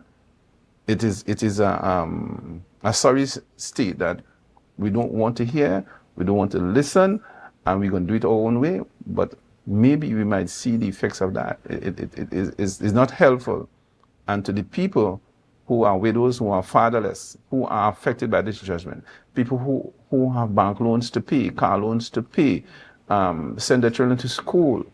You met the people there, and there could have been some humanness, some humanity, if you wish, in your decision making. And I'm suggesting to the Chief Secretary, there's yet time to make it whole and to make it right. I hope you will take the advice. Thank you so much, Mr. James, for coming on this morning and, of course, giving us that insight into this situation and, of course, the call for us to do things better, you know, especially socially here in Trinidad and Tobago, and more so in the Tobago space where we are kind of community and family-based here in Tobago. And so I do hope that, you know, we could make some advancements, some progress where this type of situation is concerned. The people have a right to what the court has ordered as compensation. Let us do the right thing. That's right. Ladies and gentlemen, we've been speaking with Mr. Max James, former Labour Secretary of the Tobago House of Assembly and the holder of an MBA in Human Resource Management. As you are aware, the Tobago House of Assembly currently faces a court order to pay $3 million to 13 THA workers who have been, their contracts have been terminated abruptly, and now they are being made to pay, of course, with the Chief Secretary stating that he is going to appeal the case. Let's see how that goes. Remember to stay tuned. You can leave your comments on our Facebook and our YouTube live stream. And of course, we always want to hear from you. We want you to be a part of the conversation. So always log into Tobago Updates Television and let us know what your thoughts are. This is where GMT ends for the morning, but of course you can join us later this evening at 6:30 p.m. for our evening news. I am Adana Kambi. Do have a wonderful day.